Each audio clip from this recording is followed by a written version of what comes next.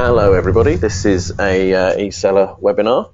We're joined today by Lili Boev, Group Account Director at dotmailer, and we're going to be discussing a sense of abandonment. Not a group therapy session, this is all about how to deal with abandoned carts, obviously one of the biggest problems with any form of e-commerce.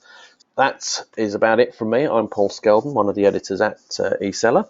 So I'll hand you over now to Lili, who is going to talk us through the whole process. So, Lili.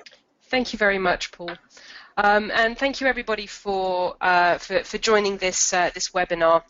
I'm a dotmailer's Group Account Director, and I work with some of dotmailer's largest accounts from B2B right the way through to B2C. And today what I'm going to be talking to you about is predominantly around abandoned carts, because this is something that has typically been quite challenging for retailers to not only put together, but actually to come up with a strategy. So one of the things I'm going to talk to you about is around the strategy that goes into abandoned cart emails. And part of the reason is that abandoned carts currently sit at around 68%, and it's a lot of lost sales. If you're wondering what that means in terms of financials, it equates to about $3 trillion worth of lost revenue. And that's a lot of money. Marketers really are throwing money down the drain if they don't try and do something to recover some of that money. And I think some of the things I'm going to talk to you around is why shoppers abandon these sessions and abandon these carts, why you should send abandoned cart emails. I'll touch a little bit about how these abandoned cart emails fit in around marketing automation, and a little bit about aligning these to your customer buying cycle, and then around the strategy of when and how to employ these abandoned carts, and some content to include in your email program. So the first question is why do potential shoppers abandon browse sessions and carts? And really this kind of boils down to 4 or 5 main reasons as to why that happens. The first one is around window shopping. So just as in bricks and mortar shops, people go around just to window shop, to see what there is out there, to get a feel for what's available on the marketplace, or just because they have nothing else to do on a Sunday evening. It's a lot easier to put £200 to £300 worth of products in an online shopping basket and then just leave, than it is to go and do exactly the same in your local John Lewis and then just to leave that basket by the checkout. I mean, imagine going to Curry's, picking up a 50-inch TV and then deciding at the very last minute that actually you don't really want it. The sense of embarrassment when it comes to doing that in store is a lot higher than it is doing it online. So it's a lot easier for people to do that kind of thing. There's a lot more choice online. There are hundreds of thousands of different products, different types of products, and it's much easier for people to go through different retailers, go through different products to find the one that's right for them. And there's a lot more information and reviews about these products, and generally speaking these days, shoppers are a lot more informed around the products that they buy, and the reviews that people leave can give them the opportunity to just leave that cart if they find a more appropriate product. And similarly, on the same vein, price is equally as important. People can be quite fickle when it comes to price, and with such a variety of choice online, people can and do shop around for better deals. I mean, who hasn't gone and tried to find a voucher or a coupon code just at the point of at the point of actually buying a product and gone, actually, do you know what, I don't want this because I can't find that 10% discount. One of the main reasons, at least for me, around why I personally abandon particular shopping experiences around bad website user experience. if it's difficult to buy your products, if it's difficult to go through the purchase process, then people will just leave. In fact, I'm currently in the middle of trying to buy something from a very high-end retailer, and for the life of me, my shopping cart just won't. It just won't be accepted. So I'm getting really frustrated. It's a very bad user experience on their website. I can't figure out how to complete the purchase, so I'm actually at the point of abandoning it and going to a different retailer. The last reason why some people abandon is it's a slightly different reason. It's around cross-device shopping. So with the advent of tablets and smartphones, people have a lot more opportunity to buy from retailers. You have mobile-optimized websites. You have, well, many retailers also have apps as part of their shopping experience. So there's not only more options for people to purchase, but it also, on the flip side, gives people a lot more option to actually abandon. There are different ways you can mitigate that by giving people sessions that go across different devices, but that again is a reason why people may abandon. But also consider that some people may browse on a mobile device but never actually intend to purchase from the mobile device. I have a commute, so what I tend to do is I shop for products on my mobile, but I actually won't ever buy anything from my mobile. I would always go to a desktop and finalize the purchase from my desktop, partially because the 3G on my train line is pretty bad and I can't risk that failing. So that's, again, is another reason to consider why people abandon.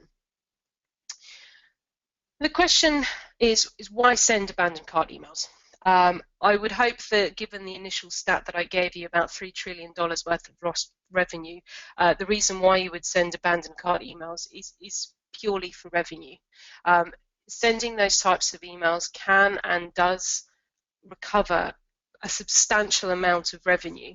And some stats on the screen, 63% of all of those abandoned carts are actually recoverable. And 3 out of 4 people actually do plan on returning to that particular purchase. Now, if you think about the amount of money you lose on a daily basis from abandoned cart, and consider that actually 63% of those can be recovered by sending 1 or more abandoned cart emails, that's a huge revenue figure for some organizations, and I'll talk through an example a little bit later on from one of our clients.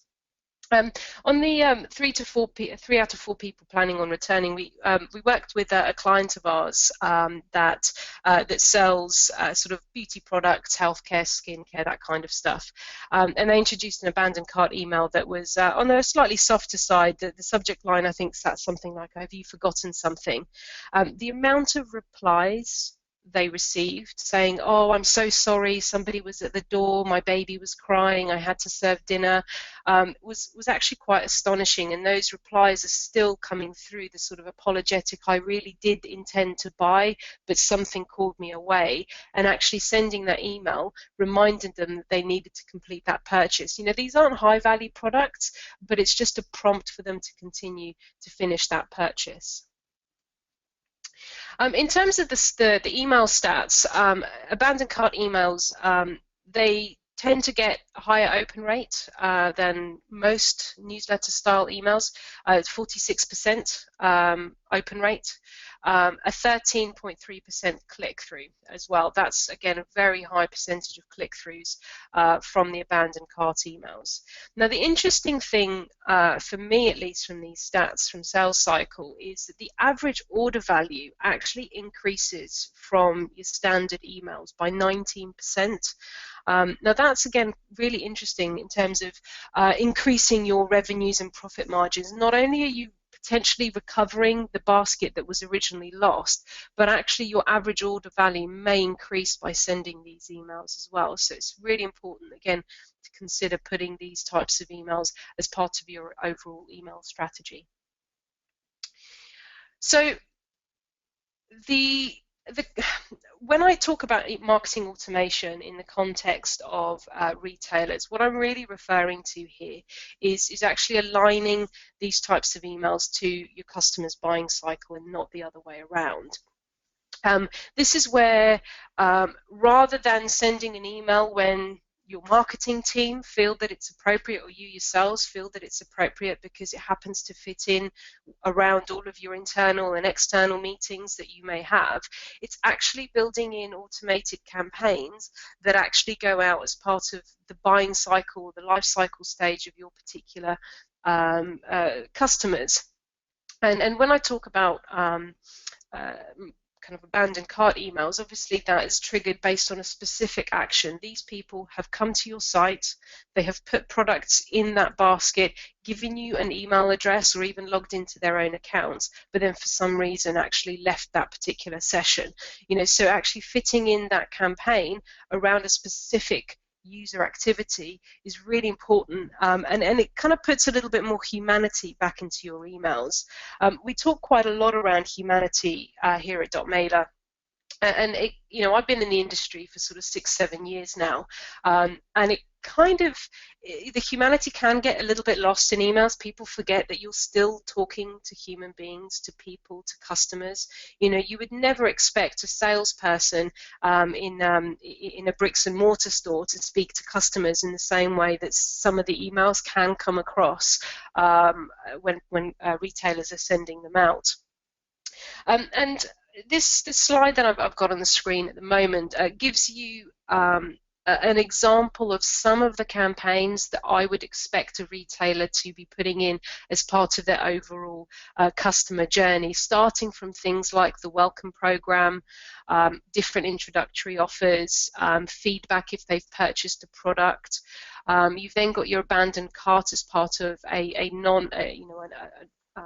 an abandoned browse session, and then you have some of the things like order confirmations, birthday, anniversary, and then along the line that dips down is your sort of lapsed customers, or people that are leaving you as a customer. These are the types of automation campaigns that I really would expect as a minimum for most retailers to put together, and they can all be automated. It's just a case of putting in the foundations, putting in the basics, and then building upon that over the top of your over your overall structure. Now, the first poll, before we move on into the kind of strategic side of things, I wanted to get a feel for what you currently do for your abandoned cart emails, if you do any. So I'll hand it over to Paul to put the first poll on. Thank you, Lily. Here comes the first poll. I'm just going to launch it now. So if you guys out there can have a look at it and just simply click on the answer that best suits you. We'll run it for 30 seconds or so. That's a third of you have now voted. If the other 2/3 can get clicking, here we go. That's getting some nice traction now. Go on, nearly halfway there. There we are, 50% have voted. Come on, the rest of you, a few more clicks, just so we get the best possible view of how you guys are doing. There we are, so we'll just carry on, we're nearly there, 60%, 63%, go on, a couple more clicks, and I'll close the poll. And I think we've peaked there, it's at 63% of people voted, so I can share the results there. We've got single send abandoned cart emails, 37%, two-step abandoned cart, 11%, three-step abandoned cart, no, 0%. Complex series 11%, and none of the above tops the poll at 42%. Okay, they're very, very interesting stats.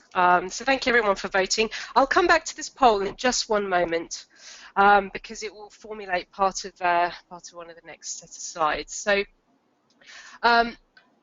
when it comes to devising a strategy, just like you would put together a comprehensive strategy for your overall email program and marketing program, it's just as important to put together a strategy for your abandoned cart emails, because, as I said, they can recover a lot of revenue and actually, in some cases, most cases, increase your average order value. So some of the things to consider when planning your strategy for abandoned cart emails is actually about bringing the bricks and mortar experience into the online space.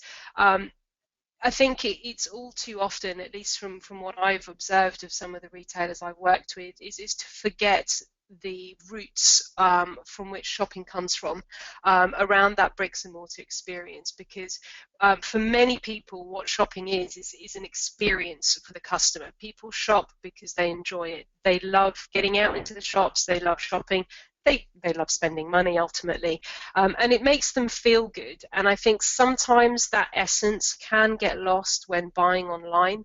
And I think when retailers can put across that experience online, you tend to get a better experience overall in terms of the shopping experience, which means that people, of course, are less likely to leave that website.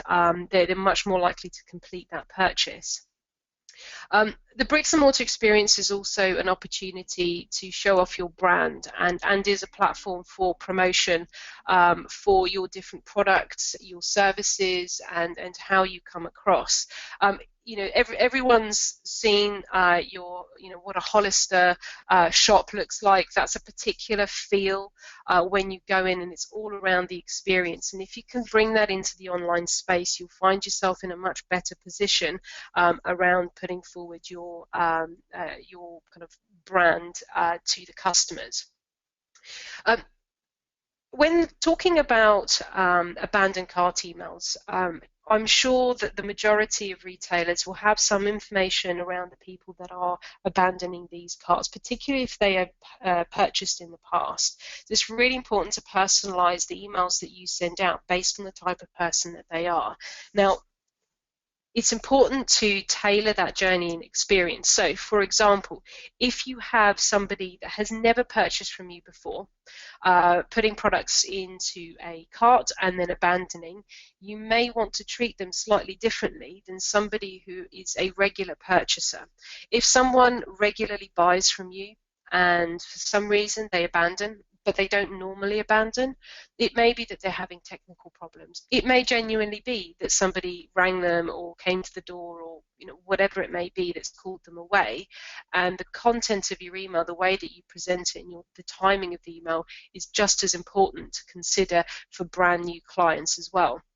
The other thing to also think about is past behavior. And also the types of products that you have. So, for example, if you have or if you sell quite complex products or products that are quite expensive, it may take a little bit more to convince the customer that that product is the right product for them. So if you know about who they are, if you know about the types of products that you sell, you can tailor the communications that you send post that abandonment to make sure that you give them the right kind of information. I'll talk about that a little bit more shortly. And think about using things like unique offers. So what I'm talking about here is give them an opportunity to, an incentive to actually to buy. And they may not actually just be offers. It may just be creating a sense of urgency around the abandoned cart that can encourage them to go on and purchase. I'll give you an example. One of our clients, they sell holidays, and they don't have a loyalty program as such, nor do they really do offers, but what they have done is offer exclusive first come first served tickets to people who have bought a holiday from them in the past. So where somebody has regularly purchased a holiday every year from this company, they will give them the first dibs on, for example, tickets to see a particular artist in Paris that is not available to actually purchase some sort of VIP ticket. So it creates a certain level of exclusivity that you can include as part of your abandoned cart emails. That kind of thing can work really, really effectively. So the poll that you did moments ago, talking a bit about the timings of your emails.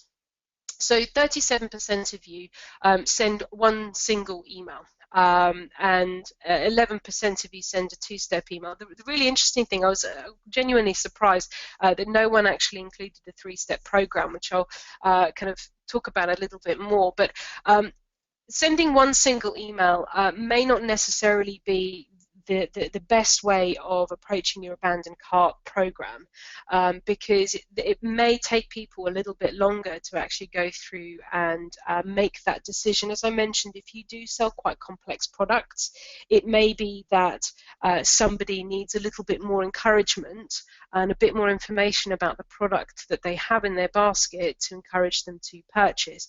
But also, where that customer is in the buying process can give you signs and clues about what content you need to put into your communication, or perhaps how much effort you need to put into convincing them to go on and buy. So, for example, if somebody has abandoned their process at the point at which they're selecting their delivery options, it may give you a clue as to the fact that maybe the delivery options that you have might not be suitable for that particular person. Or, for example, if they're putting in their billing details and they have a particular problem, or that a lot of the people abandon at that point in time, it might be the case that the way in which your address finder doesn't work properly, so it comes back to that bad user experience. So it may indicate some issues within your website that you can actually look at. In terms of best practice, interestingly, best practice, whilst there's not a lot around abandoned cart emails, best practice does actually say that sending an email within the first hour of a session being abandoned actually does yield better results. It's some statistics that kind of suggest that if you send an email within the first hour, anything beyond that hour, you get a very high drop-off rate. So certainly send out that very, very first email within the first hour. And consider your purchase window. If you do sell products that are quite complex, it may, as I said, may take people a little bit longer to make that decision as to whether they want to buy. So consider spacing your abandoned cart emails. Now, if best practice suggests it's best to send the first email within the first hour, but it may take someone a bit longer to make that decision, or perhaps to put more products in their cart, you may want to send a second email in a slightly longer time frame to give people that opportunity to then complete that purchase. So think about your purchase window and how long it takes people normally to buy the products that you're actually selling. And think about the day and time of week as well. Think about when your products are normally bought. So we used to work with, I used to work with a retailer of beauty products, and what they found was that most of their purchases tended to happen on a Monday or a Tuesday, and they did a little bit more investigation. What they found is the reason why people tended to buy on Mondays and Tuesdays is because either they ran out of the product over the weekend and it was the first opportunity that they would have to actually place the order, or that they knew they were running out and it was the only opportunity they would have in order to have that product delivered for the weekend where they needed to get ready to go out for the weekend. So think about when people tend to buy your products, and then perhaps build your timing strategy around when people tend to purchase, when you actually send your email. If you know that your products tend to get used more so in the weekend, you might want to encourage people to finish off their purchase by maybe Wednesday, which will give you an opportunity to ship and deliver the product out before the weekend. Now, I talk about timings of emails, and we've talked about sending the first email within the first hour. Now, the best practice also states that actually a 3-stage program is one of the most effective in terms of simplicity and also effectiveness in terms of revenue recovery, is the 3-step process. So the first email, as I said, send it 1 hour after the cart is abandoned. Think about putting things like if they need any help. If they did have any technical problems, like, for example, myself with this high-end retailer, I certainly didn't get an abandoned cart, despite the fact that I gave them my email address. And they could have sent me an email saying, here's the number for the help desk if you need some assistance. Remind them of what's in their cart and give them a call to action. The second email, send it perhaps a day later. Remind them of what's in their cart, that it's still saved, and the benefits of shopping with you. Why should they shop with you and not with somebody else? And then the third email, send it about a week after the second one. Perhaps give them a discount voucher, or in my opinion, I think it might be better, rather than reducing your margins, is actually to consider putting things like a call to action that creates a sense of urgency. So stock availability, even if your stock isn't low, tell them that it is. Create that sense of urgency and give them more of an opportunity to go back and recover that purchase. So the second poll I want to ask you is, what content do you currently include in your abandoned cart emails? Right, so here we go. Here comes the poll. Same process as before. So if you can get clicking and get voting, and we'll see what we get. So far, no one has voted. Oh, there we go. And we're off. 14% or so. Fabulous. Here we go. Keep going. Bit more clicking. We've got a quarter of you have voted. Let's get some more clicks going, so we get a better idea of who does what. It's looking good so far. Looks like currently personalisation and customer service details are up there. Personalisation's edged ahead. Come on, we've got 43% of you voted. Let's have a little bit more. Anyone else out there going to click and vote? We seem to have stabilised at 43%, so I shall close the poll. Thank you very much. And there's your results. What content do you currently include in your abandoned cart emails? Customer service details, 58%. Personalisation, 67% of you. Recommendations, 17. Reviews and ratings, another 17. And livestock availability and pricing, 33%. That's very, very interesting. I'm very pleased to see that that a lot of you are putting customer service details. Of those of you that haven't put customer service details, I'd certainly recommend it. The technology is fallible. It does fail, so putting customer service details for both the website and generally speaking around the products is really, really useful to help people to give them a little bit more trust back in your brand. If the website has failed, it might help them again to come back and recover. And certainly from a personalization point of view, again, great to see that you're using personalization within your emails. The reason why I asked this question is I'm going to talk a little bit more about different content that you can put into your abandoned cart emails that will help to create, again, urgency, to give people more encouragement around these particular kinds of emails. So the first one, before we even get into the content, for those of you that aren't doing abandoned cart emails, the first thing I suggest you do is make sure that you ask for email address as the very, very first step of the checkout process. Now, whether that be for them to actually sign up for an account, or if you can do a guest login, give them an opportunity to give you their email address, because without the email address, there's no way that we can run an abandoned cart email in any way, shape, or form. Legally or not legally. So it's really important to put the email address first. Consider your subject line. So the subject line, it can be really important when it comes to encouraging people to first of all open the email, because if they see the email in their inbox and they don't open it, you might as well in some cases have not sent it. So some suggestions for different types of subject lines that I've seen in abandoned cart emails. I've seen things like using the product in the actual subject line, so something like, "We're still holding product X for you. Act fast if you want it." Or something a bit more generic, "Your cart has been reserved for you." And a little bit earlier I mentioned another client of ours saying, "Have you forgotten something?" I see that one quite often, "Have you forgotten something?" And it's, abandoned carts can be quite creepy if done ineffectively. And so, if you have something that can, be a little bit less creepy, it might come across a bit better to your customers.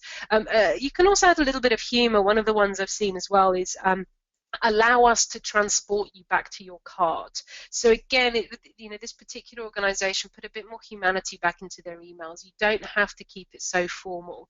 If somebody drops something on the floor, you'll pick it up and say, "Hey, you dropped something on the floor." So, again, keep it quite simple. Put the humanity back into it. Talk to them like they're human beings. And again, coming back to personalization, use the data that you already have on your customers as part of that checkout process. So you know what products that they have, you know what they've bought before, you know how frequently they buy, you probably have their address, their gender, where they live, perhaps even what they do for a living. Use that content within the email. It creates a bit of personalization, makes it seem a little bit more personal to them, and looks a little bit more like a one-to-one email that they can create more of a dialogue with you. I put click and collect here. I mentioned a bit earlier around at what stage of the process people abandon. If it's at the delivery stage, it might be that they're not interested in having things delivered. And if you do have a click and collect option, it might be a good opportunity to put that into the content of your email to say that you have these different options. Think about using imagery. If you have abandoned cart emails now and if you don't have images as part of it, consider putting images of the products that they've abandoned. And again, it might create a little bit more of a desire to actually go back and purchase if they can see the products that they had in their basket. Particularly if you do put a second or a third step email and it's quite a lot after they've abandoned, they might have forgotten the products that they had in your basket. And livestock availability. I talk about creating a sense of urgency, and putting livestock availability can be a really useful way of creating that availability or that urgency. And again, live pricing. Well, I used to work with a retailer whose prices changed on a weekly basis. So for them, it was really important that they always had the live pricing within the emails. So if your pricing does change from time to time, you can feed live pricing into these emails as well. And talk about recommendations and reviews. If you have products that are quite expensive, people might need to hear a bit more around the products. Things like FIFO and feeding in specific reviews and recommendations might help to build that little bit of trust back into that particular product or your particular company, and encourage them to go forward and complete that purchase. So I know there weren't that many people that actually use recommendations, reviews and ratings, or even testimonials of your products. Consider putting those as a bit of a tester as part of one of the emails in your abandoned cart program. Customer service details, I've already mentioned that. It's really important. List out all the different ways people can get in touch with you. If you have live chat, phone number, email. Also give them expectations of opening times, and also with the emails when they're likely to receive a response back. Things like returns policy. I have a bit of anxiety about buying clothes online, despite the fact that I only ever buy clothes online, about the returns policy in case something doesn't fit. I want to be reassured that I can use the Collect Plus service that many businesses have now, so that I don't have to pay to go to the post office and have to pay to return it. So if you have returns policy, include that as part of your abandoned cart process. Any alternative delivery options that you also may have. This last point, I cannot stress enough to put a clear call to action to return to the actual cart on your website. I have seen abandoned cart emails that didn't have a clear call to action. In fact, they had no links from the email whatsoever, so there was no way for the recipients of that email to go back to the website, which is obviously really important in what you actually want them to do. So I'm going to give you a specific example from one of our clients, Science and Sport. And I'll touch a little bit around the context of their abandoned cart program to talk a little bit about their overall email challenges. So when they first came to us, it was probably about this time last year. They had a very, very basic website. The majority of their business, so for those of you that don't know who Science and Sport are, they sell things like energy gels, protein shakes, protein bars for athletes, both elite and non-elite. A lot of elite athletes use Science and Sport products, predominantly around running and cycling, but any kind of endurance sports. The majority of their routes to market were through retailers and through third parties, and actually what they really wanted to do was to start selling direct to the consumer.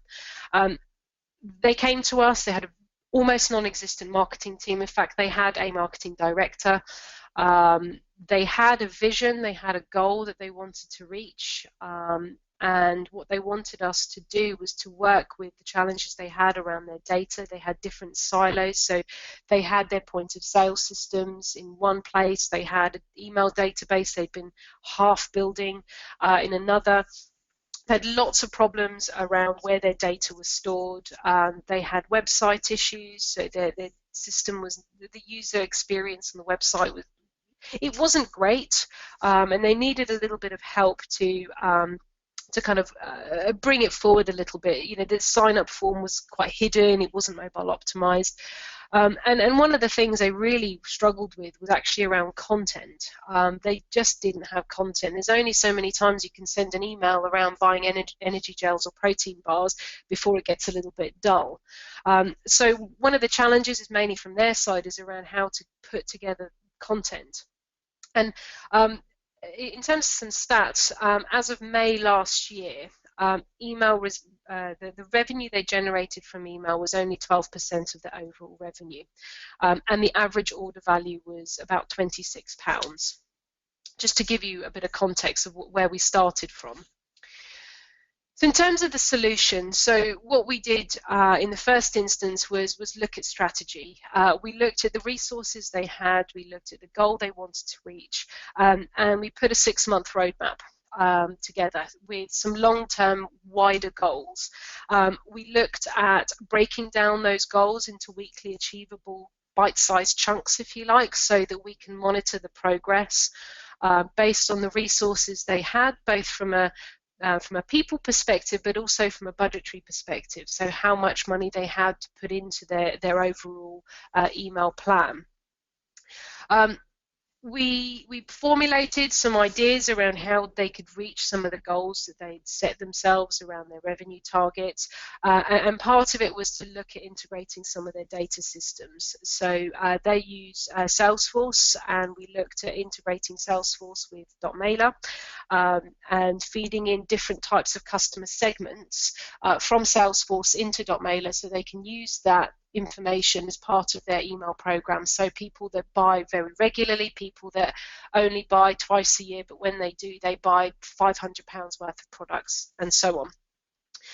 We also looked at integrating their existing e-commerce platform with dotmailer so that they can run abandoned cart emails. That we use one of our partners called Triggered Messaging to integrate their e-commerce system into dotmailer so that we can feed in the product information from their site through the emails. I'll talk about that in a moment. And more importantly, because they'd only really just started with email marketing, we looked at optimizing the sign-up process on their website so they can get more people actually signing up to their emails, so they can start generating more revenue, more repeat revenue, and looking at improving the lifetime value of some of these customers that they have. And on a more simple basis, we looked at mobile optimizing their templates. Obviously smartphones are really important, and the existing templates that they had just didn't look good on mobile. So they could have been losing a lot of revenue from emails that just didn't render properly on a mobile device. We also looked at their content, so we helped advise them on different types of content that they could include within the body of their emails, but also to put in as part of their overall strategy. At the time when this was going on, they started building a relationship with Chris Hoy, who is their sort of spokesperson. And they built a lot of thought leadership pieces around the products that they sell. So yes, the core of their business is selling these endurance products for athletes, but there is such a massive lifestyle piece that goes on around it, around how to use these products, around training, around when you're talking to these kind of people, they're obsessed with the sports that they do, and giving them content around how to run a marathon in under 4 hours, how to run 10 kilometers in under 6 hours, 60 minutes, and so on. There's a lot of stuff that they could build upon that will encourage people to use their products. So we started looking at the content they could feed into their emails. We started automating some of their programs to help them with reducing the amount of manual work they needed to put into their email programs. So what we did was start a two-stage welcome program. So anybody that signed up would receive 2 different emails around the products that they sell, who they are, what they can do with it. And also a loyalty program. I'll show you some screenshots of that in a moment. And of course, more importantly, the abandoned cart program, which is obviously the whole purpose of this presentation.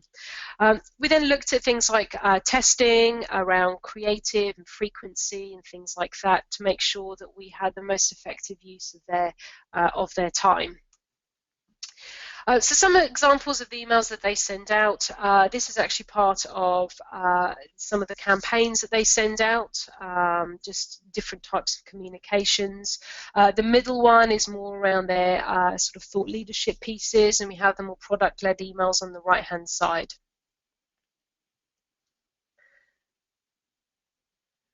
On top of that, we then have their loyalty program. So we built a kind of basic loyalty program within dotmailer that gives them an opportunity to get a little bit more money off the products that they sell as part of the email preferences and loyalty program as well. So some specifics around their abandoned cart emails. So one of the first things you'll notice is the pre-header text. Don't lose out on your science and sport products. So this is following the subject line. This is the first thing that they'll see if they have pre-header text, such as on an iPhone. The title of the email, we know you hate to lose anything. So they're bringing their brand, their experience, and their humanity into the emails that they send out. Obviously, they're dealing with athletes. Athletes hate to lose, so they're bringing that into the content of the emails to reinforce who they are as a business. Got some personalization here. Again, we've noticed you've left some items in your basket. It's just a reminder that these people have tried to buy, but for some reason didn't complete. They're aware they're at the time that their website had, that their user experience could have been a bit better, so it's an opportunity for them to recover that. They then have pictures of the products, the quantity, the amount, information about what was in the actual cart. So this is one of the types of communications that Science and Sport send out. That obviously there's many that they've included, and in the first 6 months of them activating their entire program, what we saw was a 40% increase of revenue made through email. So the overall amount of money they were making from email went from 12% to 40% just in the first 6 months of this activity. And their average order value, again, increased from £26 to £38 in that 6 months as a direct result of the activity that they, not just the abandoned cart, but the overall activity that they were putting forward as part of their email program. And there was some really nice comments in the press that I was reading around how Science and Sport have really turned things around in the last 18 months, and the amount of revenue that they're generating has increased. The abandoned cart emails, just so you're aware, they recovered 6.7% of sales by sending just one abandoned cart email, which to them equates to about £20,000. So it's a lot of recovered revenue over 6 months that they managed to recover, basically. And the overall sales uplift was 6.1%. Again, Science and Sport have shown that if you put together an effective email strategy, then you can really get some great results from a revenue perspective, but actually build up the brand as a result of it as well. And I've come to the very end. So thank you very much, everybody, for listening. If you do have any questions, I'm sure that Paul will do the honours of reading some of those out. But thank you very much. Excellent. Thank you very much, Lily. That was extremely interesting. We have some questions, so I will crack on with them. Right, this is from Sam, who asks, I add a promo code to the abandoned cart email. Would that would be a good option to have added to the poll? So that's more of a comment than a question. We'll know that for next time. So for next time, we'll do that. In the Science in Sport example, what was the size of their email database? Asks Richard. That's a very good question. I don't know the figure off the top of my head, but from what I can remember, they had, I would say, almost non-existent. We're probably talking less than 10,000. And as far as I'm aware, that's now grown to about 40 or 50,000 and ever increasing. We've introduced a few different methods of sign up on their website, things like, everyone hates them, but popovers. Is something that is very, very effective. Whilst most of us without our marketing hats on do find them frustrating, it has really helped. One of the next sort of things we'd look to introduce as well is a sort of friend get friend type promotions, so encouraging the existing users of Science and Sport products to recommend other people. So we're looking to constantly increase that sign-up list. Great. And it's a question from Will. Do people react negatively ever to these emails? I.e., do they see them as an intrusion? I've heard some very mixed messages. Overall, from what I've seen in terms of replies and feedback outside of the marketing space, you know, if I talk to marketers, they probably will say one thing. But speaking to my friends and speaking to different people that don't work in marketing, there are certain times that it can come across as quite intrusive, but if you approach it in the way that I suggested, so keeping it a little bit more informal, have you forgotten something, that kind of stuff, I haven't actually seen any negative comments or replies in any of the abandoned cart emails that I've seen or that I've come across. I'm sure that there are people that hate them and would ignore them, but ultimately the worst that will happen is they just won't bother opening the email, and it certainly won't hurt you to send that email overall. But I haven't seen very much negativity around these types of emails. Great. And another question. You can do, I mean, what it might be worthwhile doing is doing a test to, I know this is, it might not come across that well, but I actually run things past my mum. She's not the most tech savvy of people, and she finds things quite a bit overwhelming in terms of privacy. If it can get past my mum, and if she doesn't mind it, then I know that it's something that on a wider scale will probably work. Certainly people of the younger generation, I don't think any of them would care. Okay, and mum always knows best. How do you fit in doing these sorts of emails with maybe your existing email marketing strategy? If you have a schedule of sort of email marketing, where does doing abandoned carts fit in with that? Do you have to be careful not to sort of send me, say, an abandoned cart email 12 minutes after you've just sent me an email marketing one anyway? I would say just send the email.